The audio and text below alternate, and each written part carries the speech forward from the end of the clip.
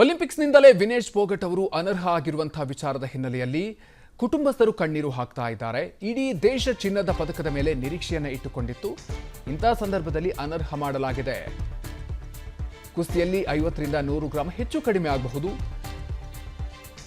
ಆದರೂ ಕೂಡ ಅವಕಾಶವನ್ನ ನೀಡೋದಕ್ಕೆ, ಭಾಗಿಯಾಗೋದಕ್ಕೆ ಅವಕಾಶವನ್ನ ನೀಡಲಾಗುತ್ತೆ.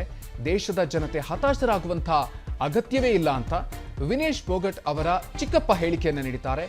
ಮಹಾವೀರ್ ಫೋಗಟ್ ಅವರು ಮಾಧ್ಯಮಗಳ ಜೊತೆಗೆ ಮಾತನಾಡುವಂತಹ ಸಂದರ್ಭದಲ್ಲಿ ಈ ರೀತಿಯಾಗಿ ಹೇಳಿಕೆಯನ್ನು ನೀಡಿದ್ದಾರೆ.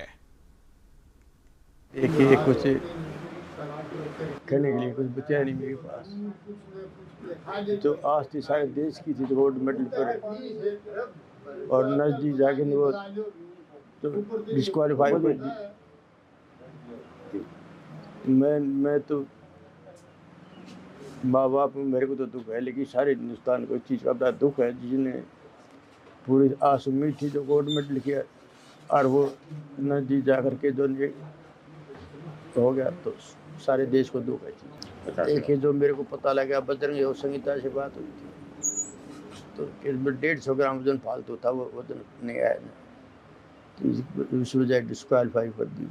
जो फेडरेशन जो वहाँ के जो अध्यक्ष हैं वही फैसला करेंगे, जो वहाँ कुश्ती लड़ा रहे सिर्फ उनके हाथ में है सब. देखिए जो रूल के हिसाब जो बना रखा, क्या रूल बना रखा, फिर छूट दे रखी है कि नहीं छोड़ते इतने वजन की, तो जो आगे जो खिला के जो कुश्ती के जो वहाँ जो हुआ है जो वहाँ फैसला लेंगे इसके बारे में, वो तो ना कोई सरकार कर सकती, सिर्फ वही कर सकते हैं वहाँ जो.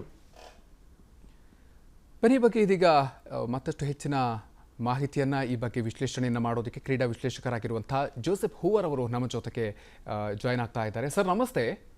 ನಮಸ್ತೆ, ಹೇಳಿ ಸರ್. ನಿಮ್ಗೆ ಈಗಾಗಲೇ ಗೊತ್ತಾಗಿರುತ್ತೆ ವಿನೇಶ್ ಫೋಗಟ್ ಅವರು ಅನರ್ಹ ಆಗಿದ್ದಾರೆ, ಡಿಸ್ಕ್ವಾಲಿಫೈ ಆಗಿದ್ದಾರೆ ಅಂತ. ಸೊ ಈ ಸಂದರ್ಭದಲ್ಲಿ ಅವರ 150 ಗ್ರಾಮ್ಸ್ ವೆಯ್ಟ್ ಹೆಚ್ಚಾಗಿರೋ ಕಾರಣಕ್ಕಾಗಿ ಈ ರೀತಿಯ ನಿರ್ಧಾರಕ್ಕೆ ಒಲಿಂಪಿಕ್ಸ್ ಅಸೋಸಿಯೇಷನ್ ಬಂದಿದೆ ಅನ್ನುವಂಥದ್ದು. ಸೊ ಈ ಒಂದು ವಿಚಾರವನ್ನ ಯಾವ ರೀತಿಯಾಗಿ ವಿಶ್ಲೇಷಣೆ ಮಾಡ್ತೀರಿ ಸರ್? ಅಲ್ಲ, ಇದು ಅನ್ಪ್ರೊಫೆಷನಲಿಸಮ್ ಅಂತ ಹೇಳ್ಬೇಕು. ಯಾಕಂದ್ರೆ ಒಂದು ಇವೆಂಟ್ಗೆ ಹೋಗಿದ್ಮೇಲೆ ಒಲಿಂಪಿಕ್ಸ್ ಅಥವಾ ವರ್ಲ್ಡ್ ಚಾಂಪಿಯನ್ಶಿಪ್ ಅನ್ನೋದು ಹುಷಾರಾಗಿರ್ಬೇಕು. ಸೊ ಎಲ್ಲೋ ಒಂದ್ ಕಡೆ ಟೀಮ್ ಮ್ಯಾನೇಜ್ಮೆಂಟ್, ಅವ್ರ ಕೋಚ್ ಇರ್ಲಿ, ಅವ್ರ ಟ್ರೈನರ್ ಇರ್ಲಿ, ಅವ್ರು ಸ್ವಲ್ಪ ಗಮನಿಸ್ಕೋಬೇಕಾಯ್ತು. ಯಾಕಂದ್ರೆ ಇಂಥ ಇವೆಂಟ್ ಈಗ ನೋಡಿ, ಗೋಲ್ಡ್ ಸಿಲ್ವರ್ ಹತ್ರ ಬಂದು 100 ಗ್ರಾಮು 150 ಗ್ರಾಮ್ ಒಳಗೆ ಒಂದು ಡಿಸ್ಕ್ವಾಲಿಫೈ ಆಗೋದು ಒಂಥರ ಬಹಳ ಬೇಜಾರ್ ವಿಷಯನೇ. ಯಾಕಂದ್ರೆ ಒಂದು ನಾವ್ ಜ್ಞಾಪಕ ಇಟ್ಕೋಬೇಕು, ಇವ್ರು ಎಷ್ಟೋ ನೋವು ಪಟ್ಟು ಹೋಗಿರೋದು. ಅವ್ರಿಗೆ ಏನೇನೋ ಗೊಂದಲಗಳಿತ್ತು, ಅವ್ರಿಗೆ ತೊಂದರೆ ಇತ್ತು, ಆದ್ರೂ ಹೋಗಿ ತೋರಿಸಿ ನಾನ್ ಗೆಲ್ಬಹುದು ಅಂದ್ಬಿಟ್ಟು ನೋಡ್ಕೊಂಡ್ ಬಂದಿದ್ದ. ಇಂಥ ಇದು ಸಿಚುವೇಶನ್ ಬಂದಾಗ, ಆ ಕ್ಲೈಮ್ಯಾಕ್ಸ್ ಹಿಂಗ್ ಆದಾಗ ಯಾರಿಗೆ ಇದ್ರು ನೋವು ಆಗತ್ತೆ, ಬೇಜಾರು ಆಗತ್ತೆ. ಅವ್ರಿಗಂತೂ ಇದು ಹಾರ್ಟ್ ಬೇಕು. ಯಾಕಂದ್ರೆ ಫುಲ್ ಲೈಫ್ ಕೊಟ್ಟಿದ್ದಾರೆ. ಅವ್ರಿಗೆ ಯಾವತ್ತು ಪೊಲೀಸ್ ಅವ್ರ ಕೈ ಇಟ್ಟು ಅವ್ರಿಗೆ ಎಳೆದಾಡಿ ಇದೆಲ್ಲ ಮಾಡಿದ್ರಲ್ಲ, ಅವತ್ತಿಂದ ಅವ್ರ ಡಿಟರ್ಮಿನೇಷನ್ ಒಳಗೆ ನಾವು ಮಾಡ್ತೀನಿ ಬಂದು ಇದ್ ಮಾಡ್ಕೊಂಡು ಈ ಲೆವೆಲ್ ಬಂದಿದ್ಮೇಲೆ ಈ ತರ ಡಿಸ್ಕ್ವಾಲಿಫೈ ಆಗಿರೋದು ಬಹಳ ಬೇಜಾರ್ ವಿಷಯನೇ. ಎಲ್ಲ ಒಂದ್ ಕಡೆ management they should have been all the more careful. ಹೇಗ್ ಆಯ್ತು ಅಂದ್ಬಿಟ್ಟು ಈಗ ಕಂಡುಹಿಡಿಬೇಕು. ಯಾಕಂದ್ರೆ 100 ಗ್ರಾಮ್ಸ್ 150 ಗ್ರಾಮ್ಸ್ ಜಾಸ್ತಿ ಆಗಿದೆ, ಅದು ಆಸ್ ಪರ್ ದ ರೂಲ್ಸ್ ಅವ್ರು ಮಾಡ್ತಾರೆ.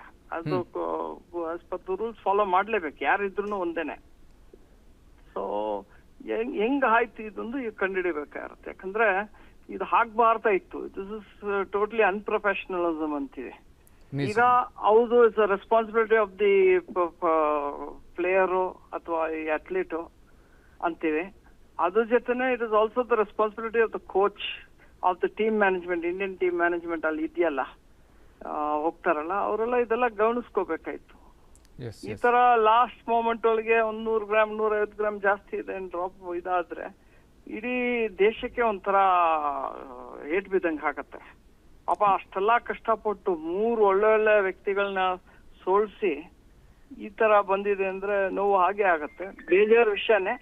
ಬಟ್ ನಾವೊಂದು ಜ್ಞಾಪಕ ಇಟ್ಕೋಬೇಕು, ಈ ಹೆಂಗ್ಸಿಗೆ ನಾವೆಲ್ಲ ನಮಸ್ಕಾರ ಹೇಳಲೇಬೇಕು. ಒಂದ್ ಸ್ತ್ರೀ ಒಂದು ಎಷ್ಟೇ ಕಷ್ಟ ಇದ್ದು ಎದ್ದು ಬಂದು ಇಷ್ಟು ಲೆವೆಲ್ ಬಂದ್ರಲ್ಲ, ಅದಕ್ಕೆ ನಾವ್ ಯಾವತ್ತು ನಮಸ್ಕಾರ ಹೇಳಲೇಬೇಕು. ಯಾಕಂದ್ರೆ ಅವ್ರಿಗೆ ಬಹಳ ತೊಂದರೆ ಕೊಟ್ಟಿದ್ರು. ಗೌರ್ಮೆಂಟ್ ಇರ್ಲಿ, ರೆಸ್ಲಿಂಗ್ ಫೆಡರೇಷನ್ ಆಫ್ ಇಂಡಿಯಾ ಇರ್ಲಿ, ನಮ್ಮ ಪೊಲಿಟಿಷಿಯನ್ಸ್ ಇರ್ಲಿ, ಅವ್ರಿಗೆ ಯಾರು ಅಂತ ಸಪೋರ್ಟ್ ಕೊಟ್ಟಿರ್ಲಿಲ್ಲ. ಪೊಲೀಸ್ ಅವರಂತೂ ಅವ್ರನ್ನ ಒಳ್ಳೆ ಈ ಎಮ್ಮೆಗೆ ಹೇಳ್ಕೊಂಡು ಹೋಗಿದ್ರು. ನಿಜ. ಹತ್ಕೊಂಡಿದ್ರು ಇವ್ರಿಗೆ ಆ ತೊಂದರೆ ಬಂದ್ ಈ ತರ ಲೆವೆಲ್ ಬಂದು 3 ಒಳ್ಳೊಳ್ಳೆ ಚಾಂಪಿಯನ್ಗೆ ಡಿಫೀಟ್ ಮಾಡಿ ಬಂದಾಗ ಹ್ಯಾಟ್ಸ್ ಆಫ್ ಹೇಳ್ಬೇಕು. ಬಟ್ ಇಲ್ಲಿ ಎಡ್ವರ್ಟ್ ಆಗಿರೋದ್ರಿಂದ ನೋವು ಹಾಗೆ ಆಗತ್ತೆ, ಬೇಜಾರು ಆಗತ್ತೆ ಅಂತ ಹೇಳ್ಬೇಕು. ಥ್ಯಾಂಕ್ ಯು ಹೋರ್ ಸರ್. ಅನುಕ್ಷಣದ ಸುದ್ದಿಗಳಿಗಾಗಿ Vistara news YouTube channel subscribe ಮಾಡಿ. ಹೊಸ ಸುದ್ದಿಗಳ ನೋಟಿಫಿಕೇಶನ್ಗಾಗಿ ಬೆಲ್ ಐಕಾನ್ ಕ್ಲಿಕ್ ಮಾಡಿ. ಲೇಟೆಸ್ಟ್ ಅಪ್ಡೇಟ್ಸ್ಗಾಗಿ www.vistaranews.com ವೆಬ್ಸೈಟ್ಗೆ ವಿಸಿಟ್ ಮಾಡಿ.